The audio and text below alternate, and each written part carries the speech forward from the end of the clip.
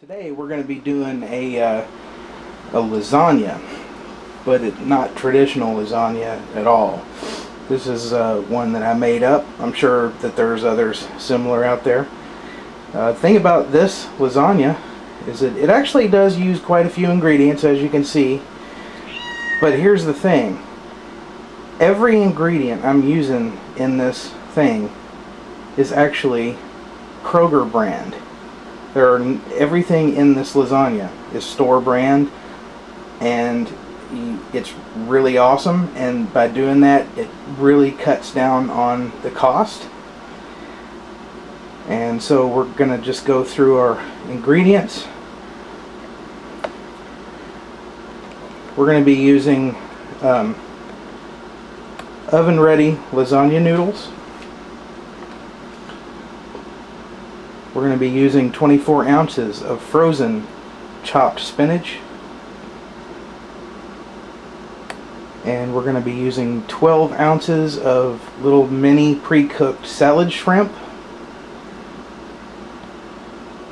We're going to be using Parmesan and Romano cheese, ricotta cheese, cottage cheese, and 6 cups of whatever Italian cheeses you like, mozzarella. I'm using 2 packages of mozzarella and 1 package that's like just an Italian blend. We're going to be using a couple of eggs. We're going to be using just some tomato sauce. It's a 4-cheese marinara. We're going to be using some mushrooms, just sliced up, cracked black pepper, and just an Italian blend seasoning, and 2 jars of alfredo sauce, and some chopped pimentos. So this is my, sorry about that weird zoom there, this is my shrimp spinach alfredo lasagna. And if you are a cheese fan, you are gonna love this. So there's our ingredients. Let me do a little prep and we'll be right back to start assembling. Stand by. Okay, we're gonna start with the chopped spinach, frozen. Put this in some sort of bowl, and we're just gonna pop this in the microwave for, I don't know, we'll stick it in there for 6 minutes. Okay, the next thing we want to do is get our, these are 3 4-ounce bags of these frozen salad shrimp. They're already cooked. Tails are off, they're deveined. We're using 12 ounces of these. You can use as few or as many as you want. You can use larger shrimp if you want. It doesn't matter. Just play it by ear and do what you want. I'm putting this in a little strainer, and then I'm going to run this over here, and I'm just going to run this under some just lukewarm water. And yes, my hands are clean. Just to thaw these out a little bit. You don't want to use hot water because you don't want to overcook them. Just this is just barely warm. And that's all you need. Just enough to make sure that they're not frozen solid anymore. They're not completely thawed, but that's fine. And just let those hang out there. And then when our spinach comes out, we will be putting together our cheese and egg mixture. Alright, now that our spinach is thawed, it is not hot, it's just thawed. And you do not have to drain this or wring it out or anything. You actually want the moisture. So now we're going to add 16 ounces of cottage cheese, and you can use any kind you'd like. This is small curd.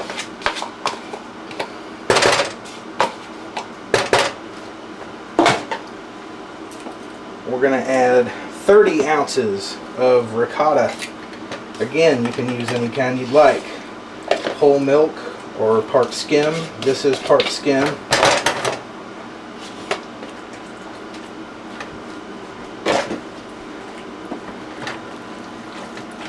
Mix that up a little bit.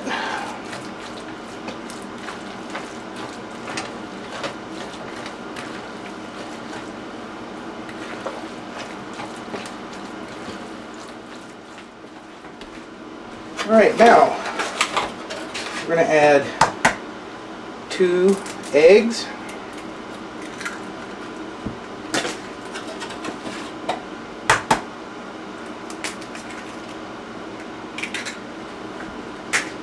Just kind of beat those up a little bit. Sort of stir those in.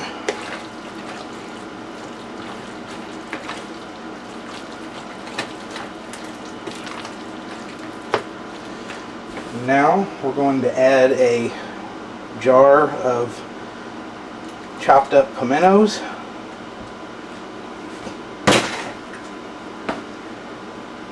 a can of, this is a 4-ounce can of mushrooms sliced.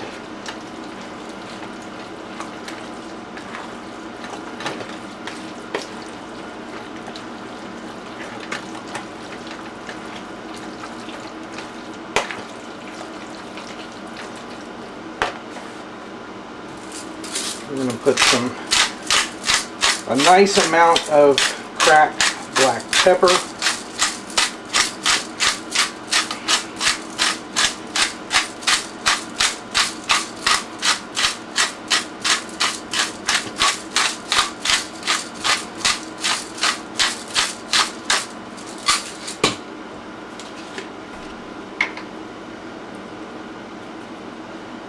And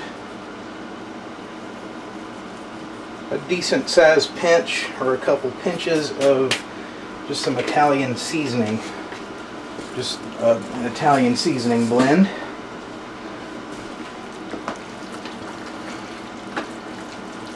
Let's give that a stir. I'm going to try to disperse that pepper good so you don't get a big clump of pepper. That's no good.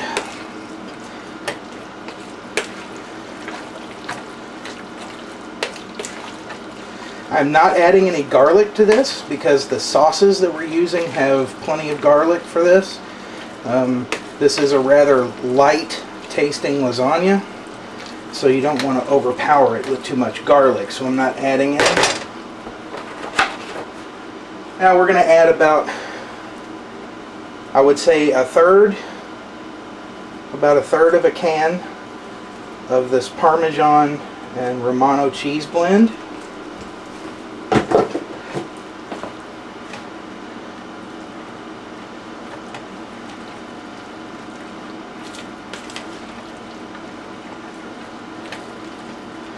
I'm also not adding any salt because there's a lot of cheese in this, and especially the Parmesan and Romano have a lot of salt enzymes in them, so I don't find that it's necessary to add salt. And so someone can add additional salt at the table if they'd like, but I don't find it necessary. And now we're going to add, this is 2 cups of an Italian blend, cheese blend, and this particular blend has mozzarella, provolone, Romano, Parmesan, Fontina, and Asiago. And that's 2 cups.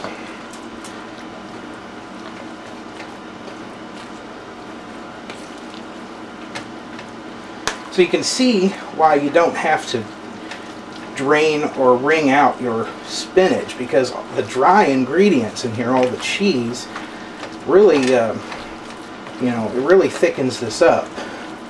And of course the eggs that you put in there help everything kind of hold together. So, oops. So just stir this up and make sure this blend is really stirred up good. And then we'll be ready to move on to the next part. Stand by. Alright, now we're ready to start assembling. This is what we're using the tomato sauce for, and you can use any kind of marinara sauce you'd like for this. I'm simply using this as some moisture that goes on the bottom. I don't even use the whole can. I use about 3/4 of it just to cover the bottom of the pan. And I also add on top of that just a little bit of water. Not much. Okay. Now I'm using these oven-ready lasagna noodles, which means that you don't have to boil them first. You take them right out of the box and they're ready to go.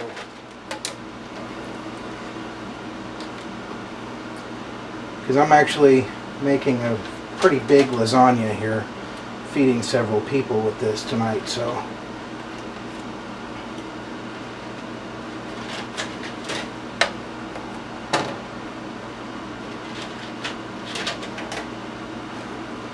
and it's perfectly fine for your noodles to overlap.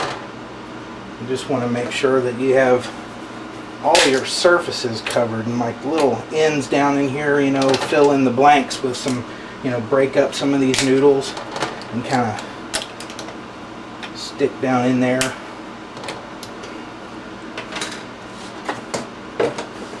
Okay, so, and again, we will not be using any more red sauce. The rest of this is all going to be our cheese mixture and the alfredo sauce. So the next thing we're going to do is put a whole bunch of our cheese and spinach mixture that has the pimentos and the mushrooms and our seasonings and all of that.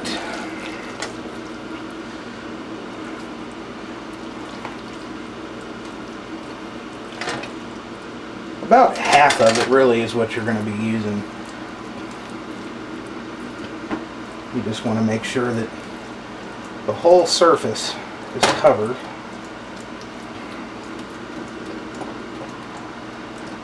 And if you're like me, I like it to be nice and thick too. I am a cheese freak. So especially with lasagna, I love the ricotta mixture in lasagna, so in fact it's my favorite part, even with lasagnas that are made with meat, you know, sausage and whatnot. I still like the ricotta mixture to be real nice and thick. Okay, so there's that. Now I'm going to take one of our jars of alfredo sauce.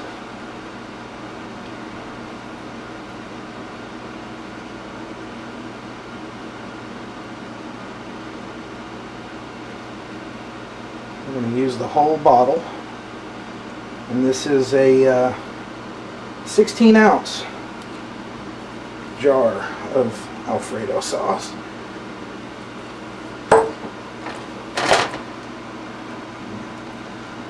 Smooth that out there.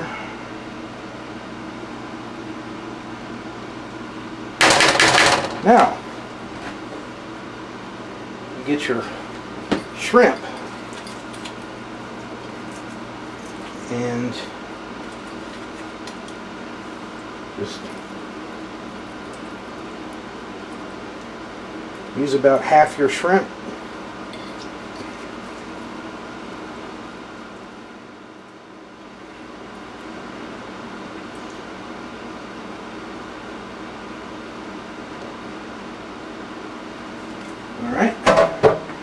Now we start the process over again, and if you remember, last time we did our noodles going this direction. This time I'm going to be doing the noodles going in this direction.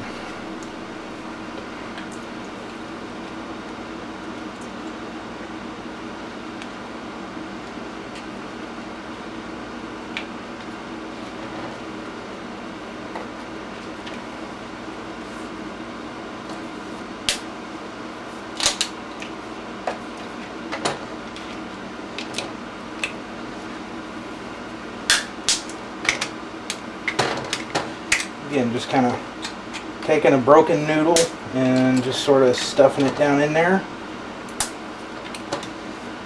And we'll do the process over again. Now we take and use the rest of our cheese and spinach mixture. Every last bit of it.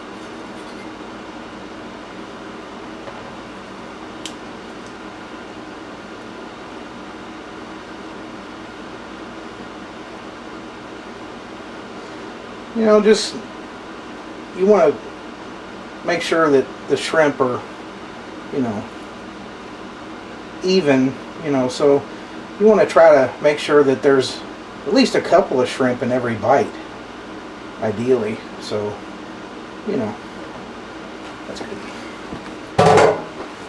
Now we'll take our second 16-ounce bottle of Alfredo sauce.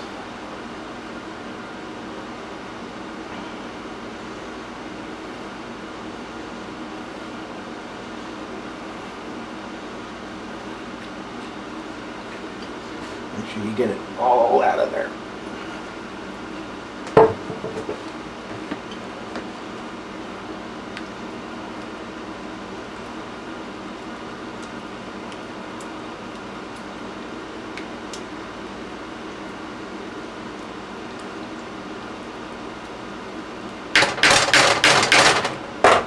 Alright, so now we're going to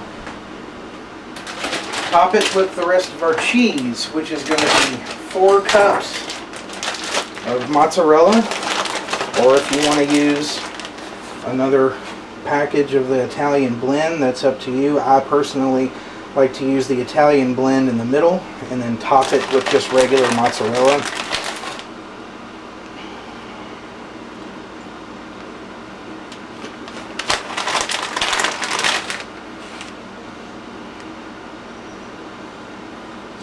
And you know, something else that's pretty good with this, I'm not doing it this time because not everybody likes it this way, and as I said, I am feeding several people tonight, but I like to put, sometimes, like to top it, once I get this cheese down, to sprinkle some crushed red pepper flakes on top.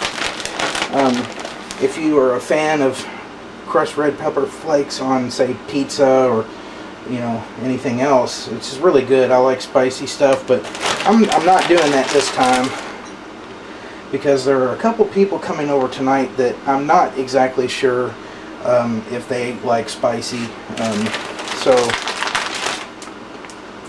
I'm keeping it non-spicy. Plus, you know, there's a good amount of black pepper in there too, so it's gonna have, you know, a nice pepper taste to it. And then I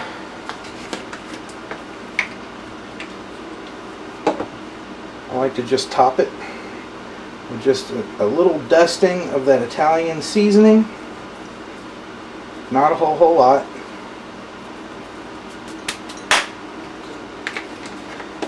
And when I do serve this later, though, I will serve it with the red pepper flakes as an option if somebody wants to add it.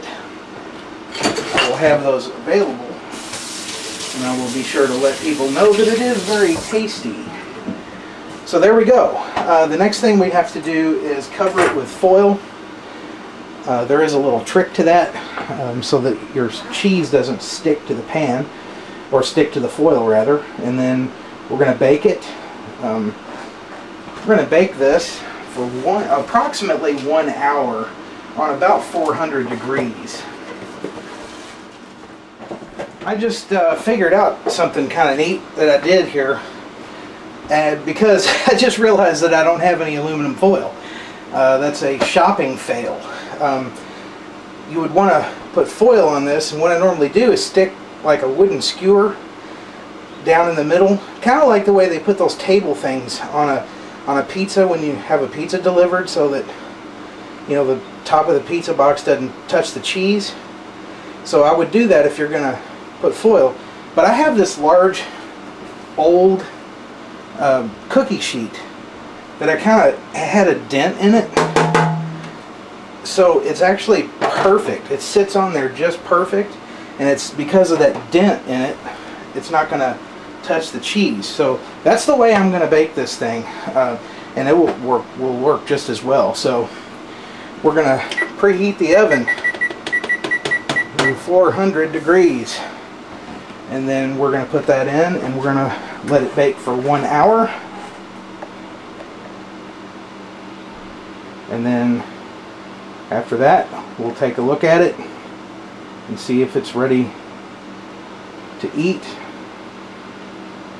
And if not, we might need to bake it for a few more minutes. I usually do bake it for a few more minutes uncovered and put it under a low broiler to brown the cheese, but we'll get to that here in a few minutes after this thing bakes for an hour. So we'll see you in 1 hour. Stand by. Alright, I just took this out after it's cooked for 1 hour on 400 degrees. And as you can see, it's still a little bit runny. So I'm actually going to put this back in the oven. I am going to cook it on 400 uncovered for about another 15 minutes and see what it looks like there. And I think that it's probably going to do it. So alright, so we're going to go another 15 minutes uncovered this time, and then we'll check on it. Stand by.